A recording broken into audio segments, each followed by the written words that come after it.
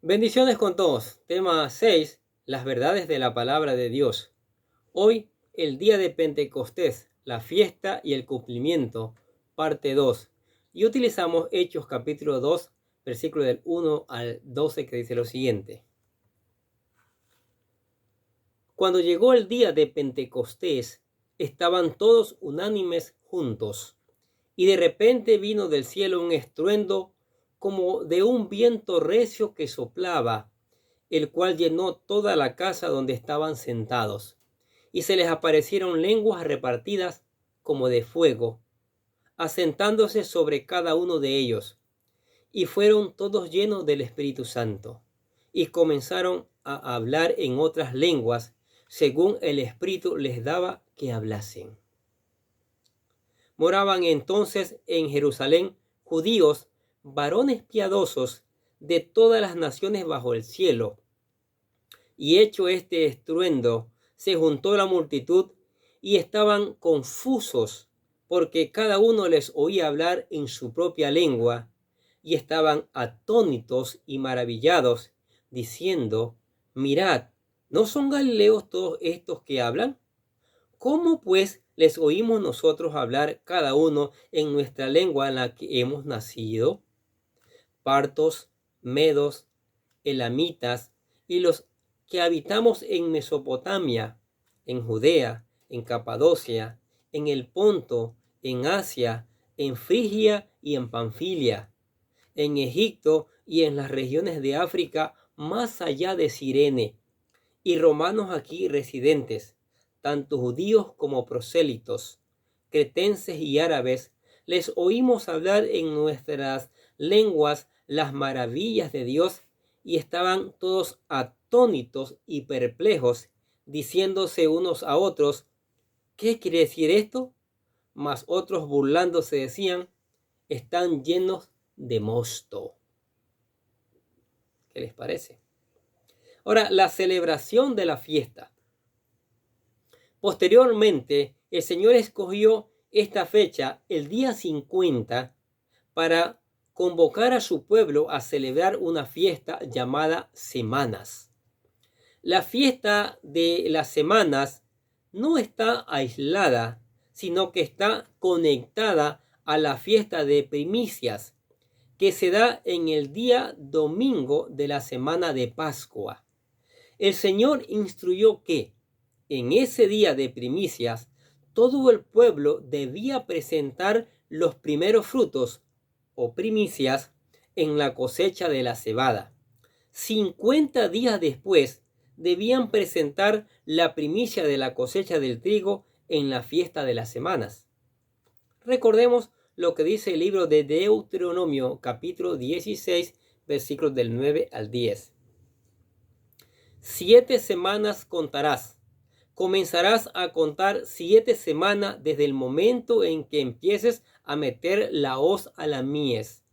Entonces celebrarás la fiesta de las semanas al Señor tu Dios con el tributo de una ofrenda voluntaria de tu mano, la cual darás según el Señor tu Dios te haya bendecido. Esta fiesta se conoce más comúnmente como Pentecostés. Este título viene del griego penteconta, que significa quincuagésimo. Escuche lo que dice Levítico, capítulo 23, versículos del 15 al 16. Contaréis desde el día que sigue al día de reposo, desde el día en que trajisteis la gavilla de la ofrenda mecida, contaréis 7 semanas completas. Contaréis 50 días hasta que el día siguiente, el 7º día de reposo, entonces presentaréis una ofrenda de espiga tierna al Señor. ¿Qué les parece? Ahora, los primeros frutos. El tema de ambas fiestas, primicias y semanas, es darle a Dios lo primero. En realidad, el Señor no necesita lo que podamos darle, pero nosotros sí necesitamos aprender a poner a Dios primero, y ese es el ejercicio que el Señor nos invita a hacer en estas dos fiestas. La fiesta de las semanas, el Señor pide que su pueblo se presente ante Él con 2 panes. Escuche lo que dice Levítico capítulo 23, versículo 17. Traeréis de vuestras moradas 2 panes para ofrenda mecida, hechos de 2/10 de un efa. Serán de flor de harina, amasados con levadura, como primeros frutos al Señor. Mire, esta petición era algo fuera de lo normal, ya que las ofrendas de granos en el templo habían de ser sin levadura. Pero en este caso, el Señor pedía una ofrenda de panes con levadura para ser presentados como primicias del trigo. Sin duda, hay un mensaje escondido en todo esto, ¿no es cierto? Y seguramente es maravilloso. Ahora, el significado espiritual. Veamos cuál es el significado espiritual de las ofrendas de estas 2 fiestas, primicias y semanas. En un sentido espiritual, la ofrenda de primicias representa el fruto de vida que comenzamos a dar cuando somos salvos. Es decir, cuando reconocemos a Jesús como nuestro Señor y Salvador.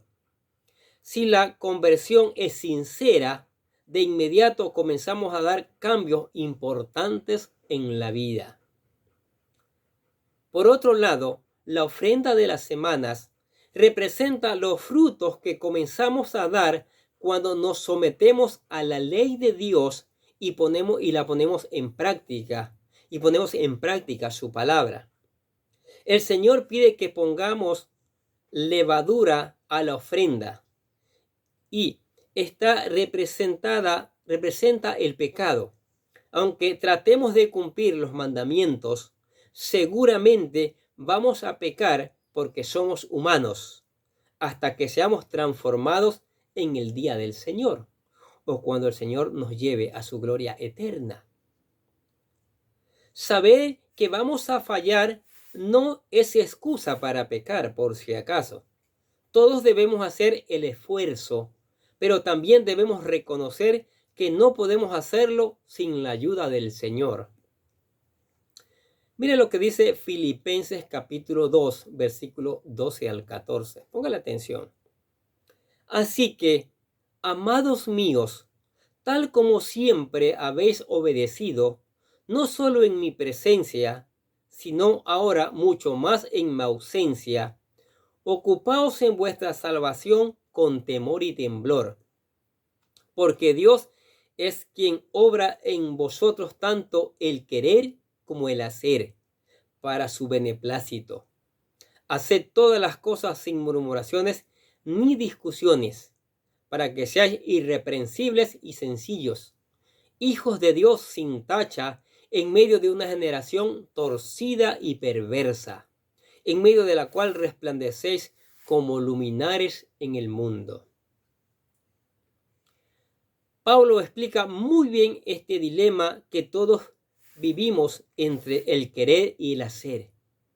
Pues muchos tenemos el deseo de hacer el bien, pero la carne nos habla en dirección opuesta. Veamos lo que el apóstol Pablo nos dice al respecto. Vamos a leer Romanos capítulo 7, versículos del 18 al 24. Pongámosle atención. Porque yo sé que en mí, es decir, en mi carne, no habita nada bueno, porque el querer está presente en mí, pero el hacer el bien no. Pues no hago el bien que deseo, sino el mal que no quiero. Eso practico. Y si lo que no quiero hacer, eso hago, ya no soy yo el que lo hace, sino el pecado que habita en mí. Así que, queriendo yo hacer el bien, hallo la ley de que el mal está presente en mí, porque en el hombre interior me deleito con la ley de Dios. Pero veo otra ley en los miembros de mi cuerpo que hace guerra contra la ley de mi mente y me hace prisionero de la ley del pecado que está en mis miembros. miserable de mí, ¿quién me libertará de este cuerpo de muerte? Qué palabra, ¿no? Pablo se pregunta lo mismo que nosotros. ¿Quién nos liberará de esto? Por un lado, tenemos la intención de hacer el bien, pero la carne nos lleva a pecar, como dice Romanos 7:25. La respuesta la encontramos en el siguiente capítulo, de Romanos capítulo 8, versículo de 1 al 4. Pongámosle atención. Por consiguiente, no hay ahora condenación para los que están en Cristo Jesús, los que no andan conforme a la carne, sino conforme al Espíritu. Porque la ley del Espíritu de vida en Cristo Jesús te ha liberado de la ley del pecado y de la muerte. Pues lo que la ley no pudo hacer, ya que era débil por causa de la carne, Dios lo hizo, enviando a su Hijo propio en semejanza de carne de pecado y como ofrenda por el pecado. Condenó al pecado en la carne para que el requisito de la ley se cumpliera en nosotros, que no andamos conforme a la carne, sino conforme al Espíritu. Mire, qué palabra. Para poder obedecer la ley, no debemos hacerlo en la carne, sino en el Espíritu. Sí, mire lo que dice Romanos capítulo 8, versículo de 5 al 9. Porque los que viven conforme a la carne, ponen la mente en las cosas de la carne, pero los que viven conforme al Espíritu, en las cosas del Espíritu. Porque la mente puesta en la carne es muerte, pero la mente puesta en el Espíritu es vida y paz, ya que la mente puesta en la carne es enemiga de Dios, porque no se sujeta a la ley de Dios, pues ni siquiera pueden hacerlo. Y los que están en la carne no pueden agradar a Dios. Sin embargo, nosotros no estáis en la carne, sino en el Espíritu, si en verdad el Espíritu de Dios habita en vosotros. Pero si alguno no tiene el Espíritu de Cristo, el tal no es de él. Claro, muy claro, ¿no es cierto? Para poder obedecer la ley de Dios, solo podremos hacerlo con la ayuda del Espíritu Santo que mora dentro de nosotros. Él nos dará la gracia para hacer lo que no podemos hacer en la carne. Esta gracia es la que se manifestó en el día de Pentecostés, en el día del cumplimiento mesiánico de esta fiesta. El Señor no solo da la ley, sino que también nos capacita para cumplirla. Y esto lo hace escribiendo la ley en nuestros corazones. En eso consiste el nuevo pacto. Mire, como vamos describiendo por qué y para qué se tuvo que derramar el Espíritu Santo. Porque nuestra carne no se sujeta a nada. Nuestra carne es pecaminosa. Entonces, para que la iglesia sea una iglesia viva, eficaz, que predique con poder tu palabra, ¿sí? Para que los miembros de la iglesia puedan dar un buen testimonio, que dé gloria a Dios y testimonio a la humanidad, al mundo, necesitamos de la unción del Espíritu Santo, que el Espíritu Santo se derrame, ¿sí? Y Dios lo cumplió en Pentecostés una y otra vez, y Dios lo está haciendo y lo va haciendo en la iglesia una y otra vez. Por eso usted escucha en las oraciones, pido Señor, derrama tu Espíritu Santo en la iglesia, derrama tu Espíritu Santo en la iglesia. Te necesitamos, Espíritu Santo, en la iglesia. Sí, mire lo importante, mire cómo desde el Antiguo Testamento se venía planificando. Dios es tan perfecta su palabra que no hay vacío, ¿sí? Que todo se va cumpliendo, que todo está diseñado, que todo está preparado. Y es razón más para estudiarla, razón más para cada día llenarnos de ella, alimentarnos, ¿sí? Y para que usted lo pueda hacer así, pero así de verdad, de todo corazón, para que usted sea parte de esa iglesia donde el Espíritu Santo se derrama una y otra vez, usted tiene que convertirse en un hijo de Dios, ¿sí? Y es a través de la oración de fe. Es a través de sus palabras, confesando de que Cristo es su Salvador, de que Cristo le lavó de sus pecados, de que Cristo le redimió. Y nosotros hemos hecho una oración aquí, le llamamos la oración de ejemplo, de modelo, para que ayudarle a que usted venga a los pies de Cristo. Hágala con todo su corazón. La oración dice así: querido Dios, sé que soy un pecador y que nada de lo que hago puede hacerme ganar el cielo o la vida eterna. Creo que Jesucristo murió por mí, derramando su sangre para lavar todos mis pecados para ser redimido, y que se levantó de la tumba al tercer día. Ahora mismo lo recibo como mi Salvador personal, confiando solamente en Él como mi único camino al cielo. Señor Jesús, séllame con tu Espíritu Santo y escribe mi nombre en el libro de la vida. Y decimos gracias, amado Padre Celestial, por regalarme la vida eterna. Maravilloso, ¿no es cierto? Usted se hizo un hijo de Dios. Yo le aseguro que su vida va a cambiar. Y para que ese cambio sea acelerado, sea rápido, usted lo pueda vivir, lea la palabra todos los días. Estúdiela, busque obedecerla, busque predicarla, al mismo tiempo que ora por esa palabra, que ora dándole gracias a Dios, que canta alabanzas dándole gracias a Dios. Y le invitamos a la iglesia. Acá hay temas diferentes que seguimos predicando cada domingo. Venga para que escuche estas maravillosas verdades. Amén. Oremos. Padre, te damos gracias por tu palabra. ¡Ay, maravillosa, mi Dios! Cada día aprendemos, cada día nos enseñas cómo tu palabra es perfecta, cómo tu palabra es inerrable, cómo tu palabra nos va enseñando todo el proceso de salvación, cómo se formó la iglesia, Señor. Y por eso te alabamos y te damos gracias, Señor, porque tú tienes buenas nuevas para nosotros. También te damos gracias por tu amor, por tu misericordia y por tus bendiciones que son maravillosas cada día, Señor. Bendice a la iglesia con tu Espíritu Santo. Bendice a la familia con tu Espíritu Santo. Sabemos que son dos instituciones fundamentales en la sociedad. La familia, núcleo de la sociedad. Y la familia está en la iglesia, la novia del Cordero. Que sin tu Espíritu Santo, ya vimos que la carne es mala.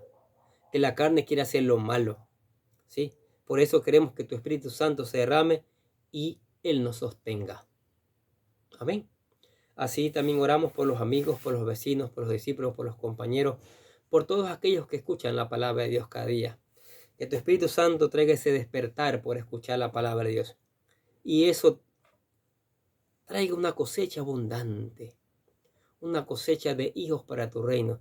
Una cosecha, Señor, de personas que también sean llenas de tu Espíritu Santo. Que también prediquen tu palabra, Señor. Por eso te alabamos y te damos gracias en el nombre del Señor Jesucristo. Decimos amén. Y los bendecimos a ustedes que escuchan la palabra de Dios. Sigamos escuchando, sigamos reenviando la palabra de Dios. Sigamos poniendo en práctica, que eso es maravilloso. Y nosotros desde acá les deseamos que tengan un día lleno de bendiciones.